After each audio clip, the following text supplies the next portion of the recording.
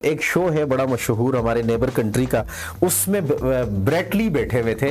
तो वो एंकर ने उनसे पूछा कि कोई ऐसा, हालांकि ब्रेटली फास्ट बॉलर है, himself was a wonderful fast bowler, 1 से 57 58 तक वो भी गए हैं, शॉन टेट वगैरह।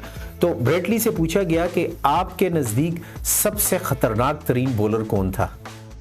तो 1 सेकंड जाया किए बगैर उन्होंने बोल दिया, one and only Rawalpindi express Shoaib Akhtar, 75 yards from the boundary line, those long hairs and running like a leopard, and that was the moment। ये उन्होंने मेरे पेड़ पे, कहने का मतलब ये था कि डायरेक्ट मेरे पेड़ पे बॉल मारी है, शुएब अख्तर अपील कर रहा है, मैं दिल पे कह रहा हूँ अंपायर आउट दे दो, मैं अगली बॉल फेस नहीं करना चाहता, मैं अगली बॉल शुएब अख्तर की नहीं खेलना चाहता। दुनिया का second fastest bowler Shoaib Akhtar के बारे में ये बोल रहा है, जिनकी आपस में राइवलरी थी।